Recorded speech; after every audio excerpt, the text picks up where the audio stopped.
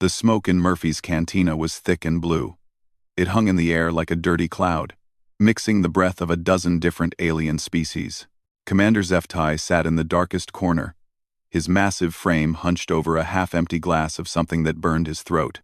The cantina was the kind of place where questions weren't asked. On Kepler Station, that was important. This was neutral space, where old enemies could drink together without starting new wars. The music was loud, the lights were dim, perfect for forgetting. But tonight, HFY couldn't forget. A group of young soldiers had found him. They sat around his table like hungry children waiting for food. Their eyes were bright with curiosity.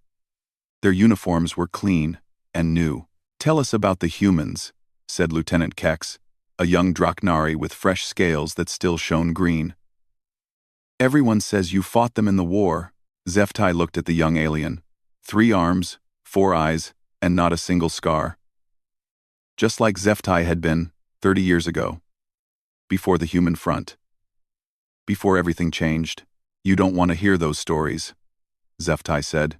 His voice was rough like broken glass. The translator around his neck crackled when he spoke. "But we do," said another soldier. "This one, a Vorthok like HFY. The Academy doesn't teach us about the human war. They just say we won and moved on." HFY's compound eyes turned toward the young Vorthok. "What's your name, soldier?" "Cadet Vex High, sir." "How old are you?" 22 standard cycles, sir." 22. HFY had been 24 when the war started. 28 when it ended. But those 4 years had felt like 40.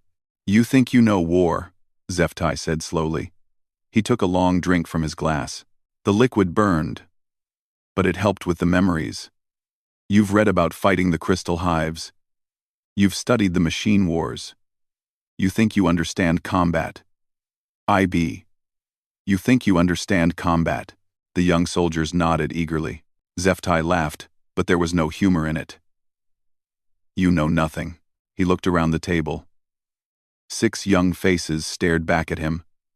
6 soldiers who had never seen real war, never faced real fear. "The crystal hives," HFY continued. "They fight like machines. Predictable. Follow their patterns, and you can beat them. The machines? They're logical. They calculate the best moves. You can understand their thinking." HFY held up his left arm.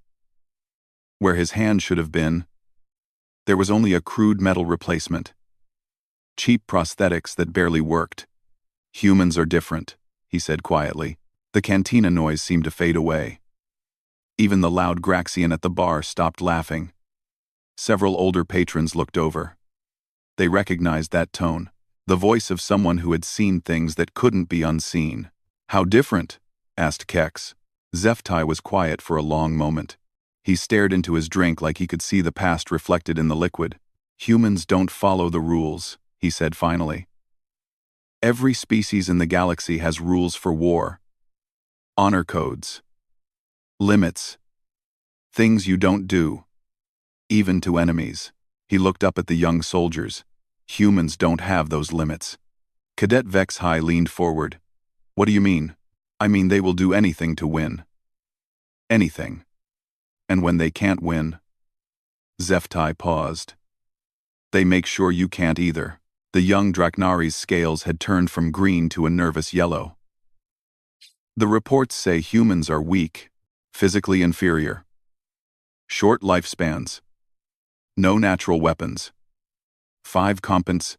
The reports are right," HFY said. "Humans are weak, small, slow. Their bones break easily. They need special suits to survive in space. They can't see in the dark like us. They can't breathe poison gas like the Graxians. They don't have armor scales or natural claws." Another young soldier spoke up. "Then how did they fight the entire hegemony to a standstill?" HFY's good hand tightened around his glass. "Because being weak doesn't mean being harmless. A virus is weak.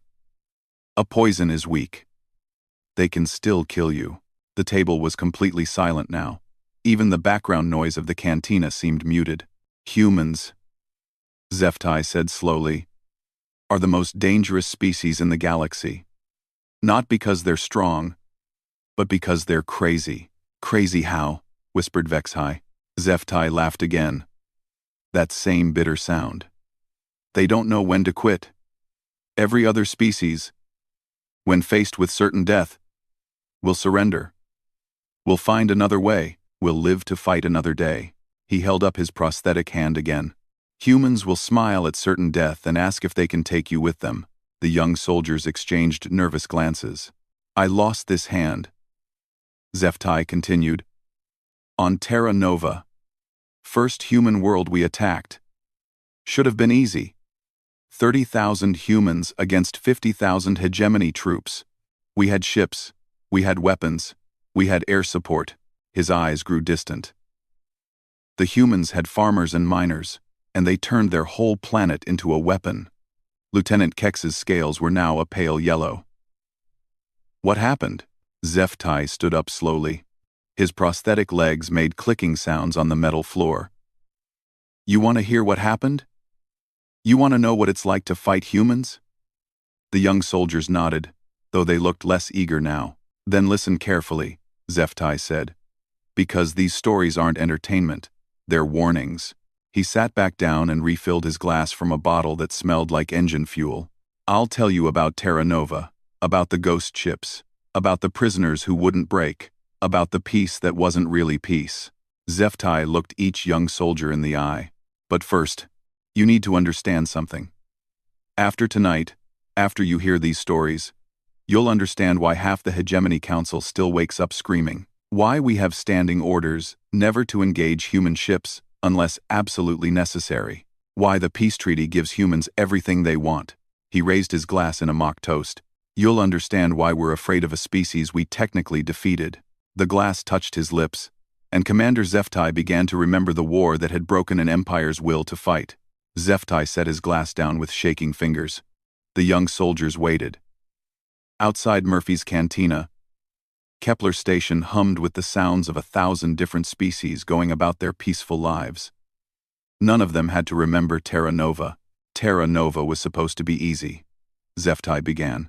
His voice was steady now, like he was reading from an old report. Agricultural colony. 30,000 humans. Mostly farmers, miners, and their families. No military presence. No weapons factories. No orbital defenses. He paused to take another drink. Fleet Admiral Korax called it a training exercise. Send in the new recruits. Let them get some experience with a real invasion. Should take 3 days, maybe a week at most. Lieutenant Kex shifted nervously.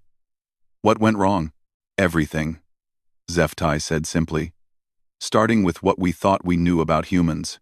The old veteran's compound eyes focused on something far away. 30 years in the past. We followed standard protocol. Orbital bombardment of any defensive positions. Not that there were many. A few communication towers. Some mining equipment. We took out their spaceport first thing. Zeftai's prosthetic hand clicked against the table. Then we sent down the landing parties. 50,000 of the hegemony's finest. I was a lieutenant then, leading a squad of 12 Vorthak heavies. We were supposed to take the main settlement, place called Harmony Valley. The name came out like a curse word. First thing we noticed was the silence. Most species, when they see invasion ships, they panic. Run around, screaming. Try to hide. Send surrender signals. Zeftai shook his head. The humans just disappeared. We landed in empty towns, empty farms, empty mines, like they had just vanished into the air. Cadet Vexhai leaned forward. Where did they go? Everywhere and nowhere, Zeftai replied. See, humans don't have natural camouflage like some species. They can't change colors or become invisible. But they're clever. Sneaky, he gestured with his good hand. They had moved all their children and elderly off-world 3 days before we arrived. Somehow, they knew we were coming. The rest? Zeftai laughed bitterly. The rest became ghosts. Ghosts? Every shadow could be a human with a rifle. Every pile of rocks could be hiding explosives. Every abandoned building could be a trap. Zeftai's eyes grew dark. My squad was advancing through the main street of Harmony Valley. Beautiful little town. White houses with gardens.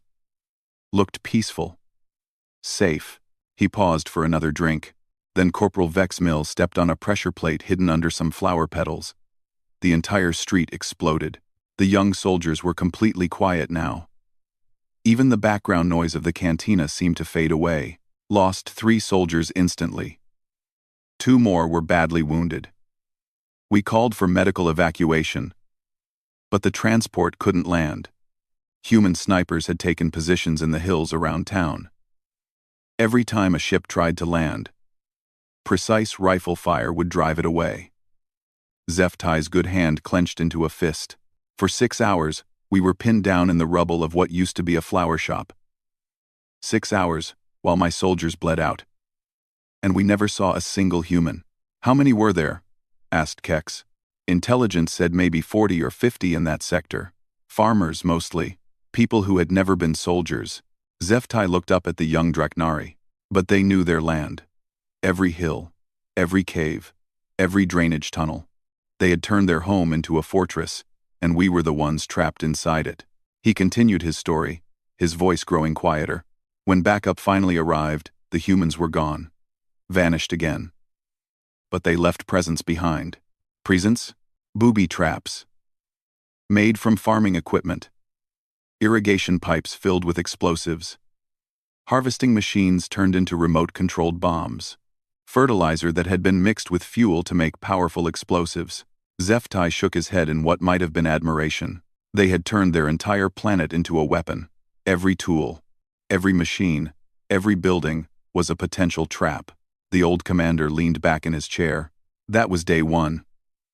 We lost 200 soldiers and 4 transport ships. The humans lost. Maybe a dozen fighters. Maybe less. Vexhai's scales had turned pale green. What did you do? What we always did. Followed doctrine. Brought in more troops. Better equipment. Heavier weapons. Zeftai's laugh was bitter. Humans don't care about doctrine. On day 2, they hit our supply convoy with modified mining charges. Destroyed half our ammunition. On day 3, they poisoned the water supply to our main base.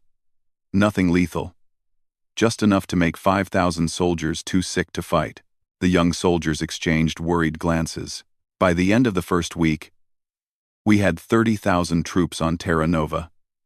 The humans still numbered, maybe 3,000 fighters. But somehow, we were losing. Zeftai held up his prosthetic hand again. This happened on day 12. My squad was investigating reports of weapons fire near an abandoned farm. Beautiful place. Rolling hills. Green fields. Like something from a peaceful dream. His eyes grew distant again. The farm buildings looked empty. We approached carefully, following all proper procedures. Sent scouts ahead. Used sensors to check for traps. He paused. But humans are patient. They had been waiting in underground tunnels for 3 days. When my squad got close enough, they detonated charges under the barn. The building came down on top of us. Zeftai's voice became very quiet. I woke up trapped under burning timber. My hand was crushed. Useless. I could hear my soldiers screaming, and then I heard something worse. What? Singing. Humans were singing while they killed my squad. The table was silent except for the sound of Zeftai's breathing. Old songs, apparently. Work songs that farmers had sung for generations. They sang while they put wounded hegemony soldiers out of their misery. Sang while they collected our weapons and equipment. Zeftai finished his drink. A human medic found me. Old man, maybe 60 years. He could have killed me easily. I was helpless. Half-conscious. He looked up at the young soldiers. Instead, he bandaged my wounds and gave me water. Then he looked me in the eyes and said, "Tell your commanders that Terra Nova remembers its children. Tell them we're just getting started." Gaverminder, the old veteran, stood up slowly. That was day 12. The war lasted 6 months. By the end, We had lost 12,000 soldiers. The humans had lost almost everyone. Thanks for watching. He looked down at the young, frightened faces around the table. But they never surrendered. Even when their cities were burning. Even when they were down to their last 100 fighters. They kept singing their songs and setting their traps. HFY picked up his empty glass. That's what makes humans dangerous. Not their strength, their stubbornness. The cantina had grown quieter. Word was spreading that the old Vorthak veteran was telling war stories. Other patrons had moved closer, trying to listen without appearing to eavesdrop. Some were old enough to remember the human war. Others had only heard whispers. HFY ordered another bottle. His prosthetic fingers clicked against the glass as he poured. Terra Nova was just the beginning, he said.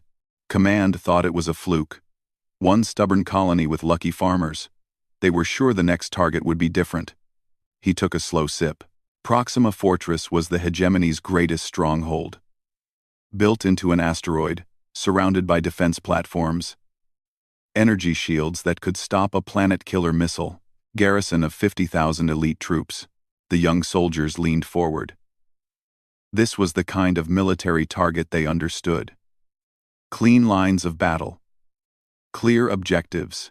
Humans had been raiding supply convoys for months, HFY continued. Hit and run attacks. They would strike fast, take what they could, and disappear. Standard guerrilla tactics. Lieutenant Kex nodded. That makes sense for an inferior force. HFY's compound eyes fixed on the young Draknari. You think so? Then explain this. He pulled out a small data pad, ancient and scratched. The screen flickered as he activated it. 3 human ships approaching Proxima Fortress, captured hegemony vessels, a frigate, a transport, and a heavy cruiser. The holographic display showed the fortress floating in space, bristling with weapons. 3 small ships moved toward it. Intelligence said the humans were finally going to make a real attack. Ship-to-ship combat. The kind of fight we could win. HFY manipulated the controls. The display showed the human ships approaching the outer defense grid. Standard procedure when facing captured vessels is to demand surrender codes. Give the enemy a chance to give up their stolen ships. He looked up at the young soldiers. Admiral Korax sent the usual message. Demanding immediate surrender. Threatening to destroy the ships if they didn't comply. What did the humans do? Asked HFY. They answered, HFY said quietly. Single transmission from the lead ship.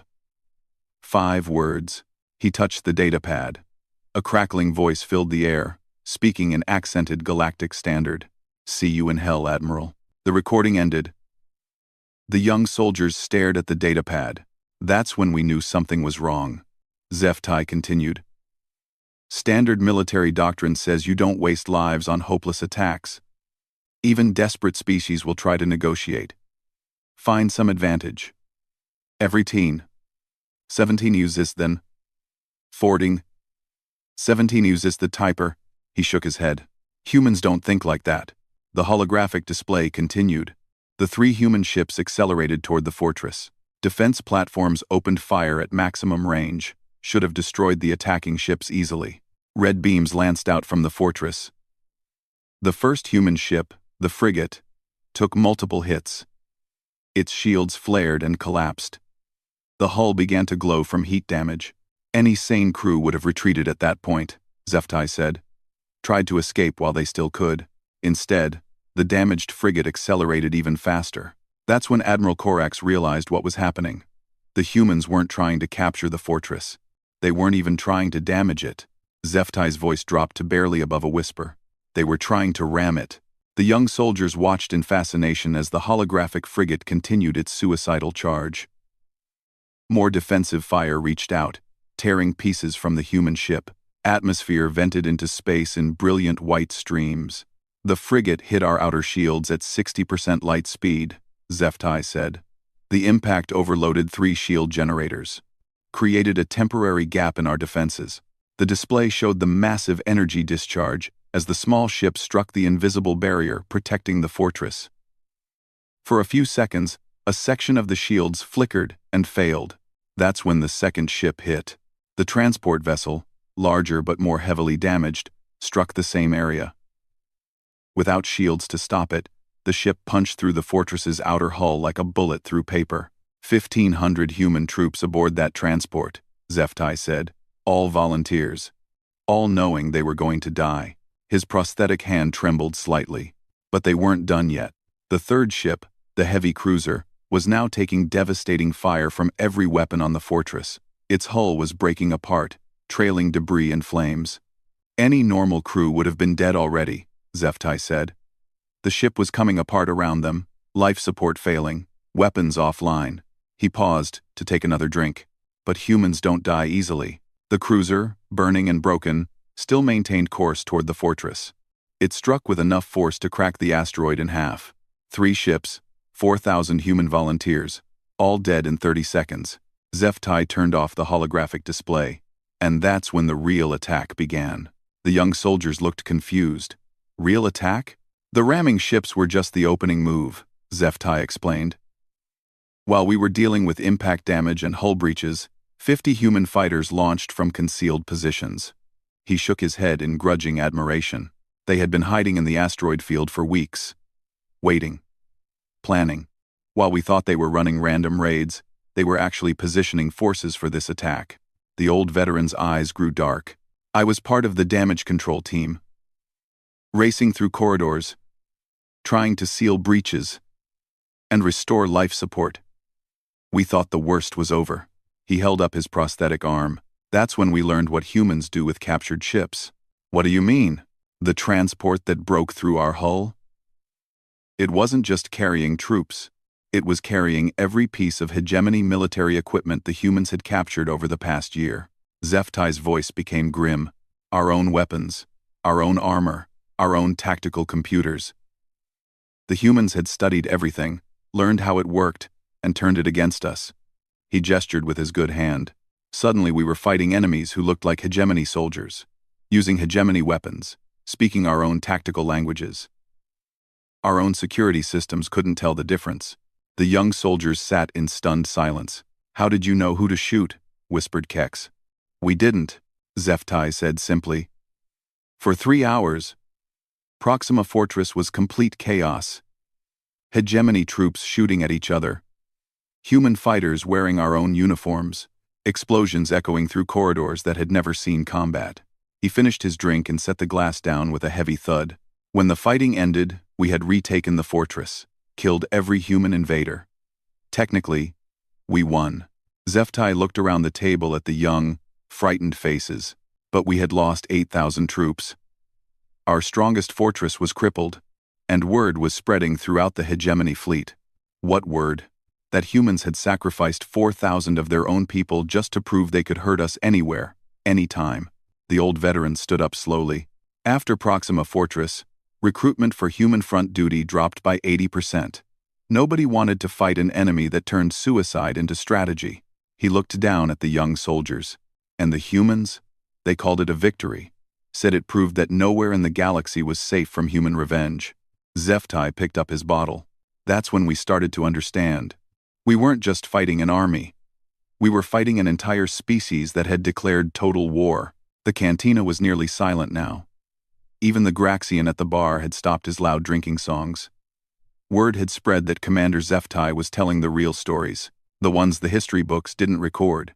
HFY sat in his chair, staring at his empty glass. When he spoke again, his voice was barely above a whisper. The worst part wasn't the fighting, he said. It wasn't watching our ships burn, or seeing our soldiers die. The worst part was the prisoners. Lieutenant Kex shifted nervously. Prisoners? Every species breaks eventually, HFY said slowly. That's basic psychology. Apply the right pressure, find the right weakness, and any intelligent being will cooperate to stop the pain. He held up his prosthetic hand, turning it in the dim light. The hegemony had perfected interrogation techniques over thousands of years. We knew exactly how to break any species. Crystal hives respond to isolation. Machines break when you threaten their core programming. Even proud warrior races like the Draknari have limits. The young Draknari's scales shifted to an uncomfortable yellow color. Humans, HFY continued, Don't break the way they're supposed to. He ordered another drink, waiting while the server brought a fresh bottle. I was assigned to Intelligence Division after Proxima Fortress. My job was to interrogate captured human soldiers, find out their plans, learn their weaknesses. HFY poured the clear liquid into his glass. It smelled like engine coolant. First prisoner was a human soldier named Martinez. Young man, maybe 25 years old. Captured during a raid on Supply Depot. Nothing special about him. Just a regular trooper. The old veteran took a slow sip. Standard procedure was to start with basic questioning. Name, rank, unit. If they didn't cooperate, we'd move to psychological pressure. Show them footage of their defeated comrades. Explain how their cause was hopeless. He shook his head. Martinez listened to everything we told him, nodded politely. Then he started singing. Singing human songs, old ones, apparently, about soldiers and battles and people who died far from home. HFY's compound eyes focused on something in the distance. We increased the pressure, threatened him with pain, with death, with torture of his captured comrades. He paused. Martinez kept singing, different song each time, always in that human language, English, always with this small smile on his face. The young soldiers exchanged worried glances. After 3 days, we moved to enhanced interrogation. Physical pain, sleep deprivation, sensory overload. Sensory. HFY's voice became flat, emotionless. Martinez stopped singing on day 4. We thought we had broken him. Finally getting somewhere, he looked up at the young faces around the table. Instead, he started telling jokes. Jokes? Funny stories, amusing observations about hegemony interrogation techniques, comments about how our torture methods compared to human training exercises. HFY laughed bitterly. He made our interrogators laugh, actually laugh, while they were supposed to be breaking his will. The old commander shook his head. That's when I realized we were dealing with something different, something we didn't understand. He continued his story, his voice growing darker. We brought in Dr. Kelvix, the hegemony's top psychological warfare specialist, expert in breaking enemy morale.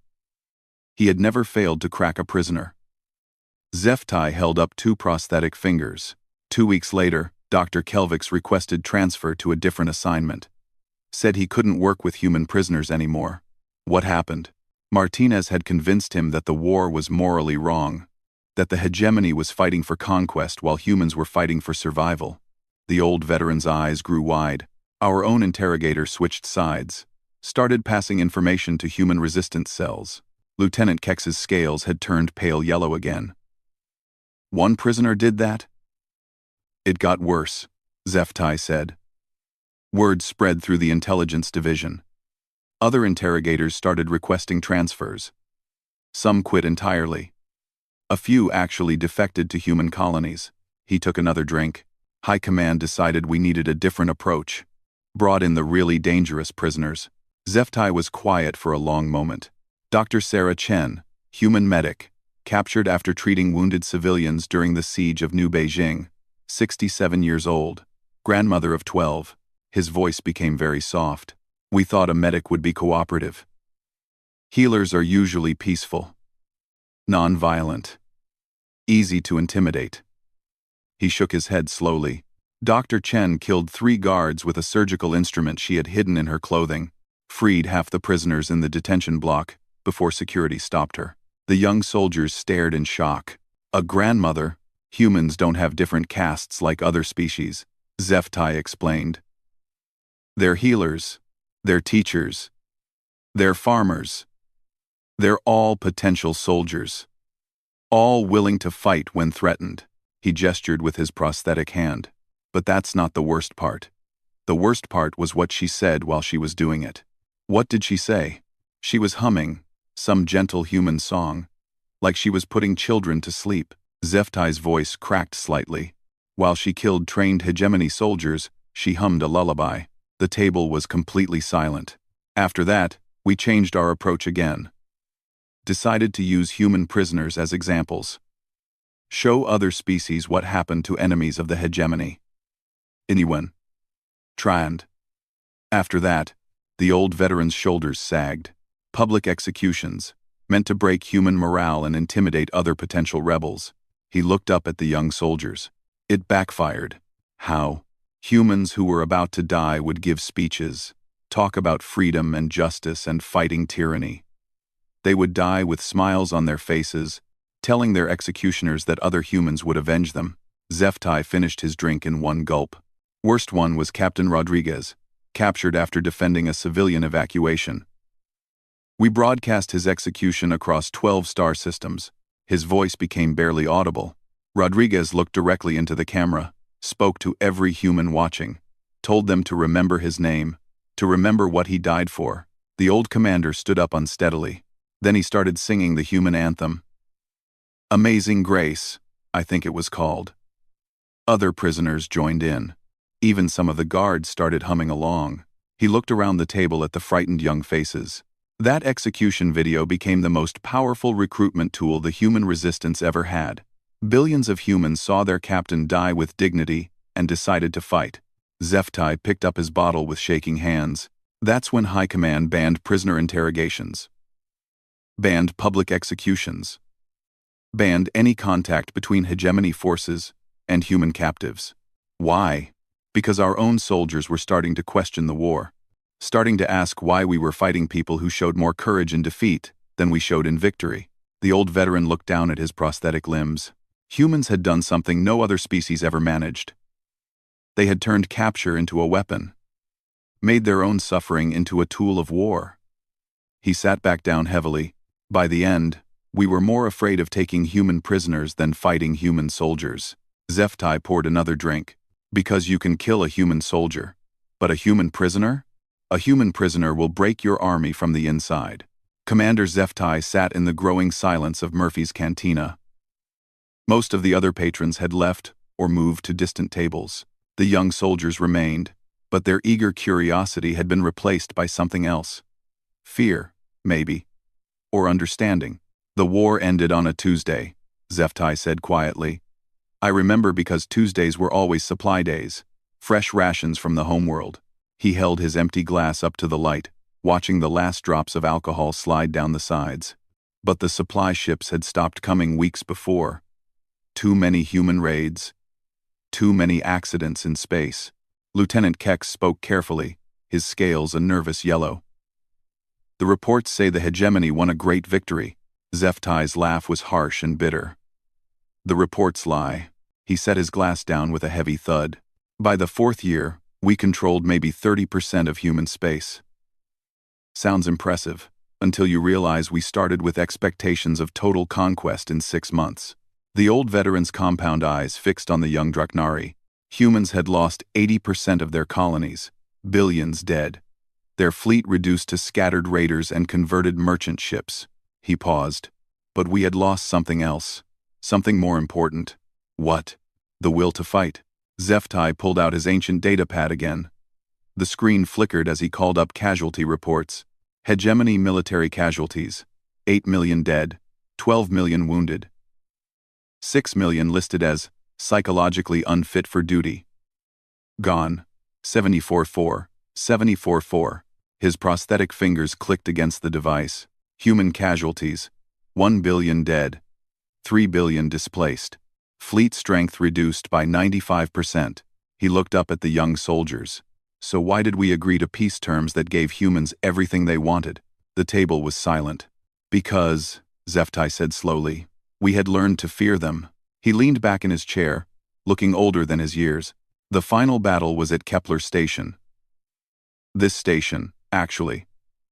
Back then, it was a hegemony military outpost. HFY gestured around the cantina. 5,000 human ships against 50,000 hegemony vessels. Should have been a massacre. His voice grew distant. Admiral Corax commanded the hegemony fleet. Same admiral who had started the war with such confidence. He sent the usual surrender demand to the human fleet. The old commander activated his datapad again. A crackling recording filled the air. This is Admiral Corax of the hegemony fleet. You are outnumbered 10-1. Surrender immediately and your crews will be treated according to standard prisoner protocols. There was a long pause in the recording. Then a human voice answered, calm and clear. "This is Admiral Sarah Chen, commanding the last free fleet of humanity. We have a counteroffer." Zeftai looked up sharply at the young soldiers. "Yes, the same Dr. Chen I told you about earlier. The grandmother who killed 3 guards. She had escaped, been promoted to fleet command." The recording continued.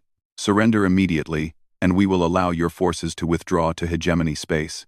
Refuse, and we will demonstrate why humans are too dangerous to leave alive." Admiral Korax's voice was incredulous. "You're outnumbered 50-1. Admiral Chen's response was soft, almost gentle. "Numbers don't matter when you're fighting humans, Admiral. You should have learned that by now." Zeftai turned off the recording. The battle lasted 18 hours. When it ended, both fleets were destroyed. Kepler Station was a burning wreck. Admiral Korax was dead. Admiral Chen was dead. He poured himself another drink with shaking hands. But something had changed. Word of the battle spread throughout the hegemony. Stories of human ships ramming hegemony dreadnoughts. Tales of human fighters continuing to attack, even as their ships fell apart around them. The old veteran's voice became very quiet. That's when the other species in the hegemony started asking questions.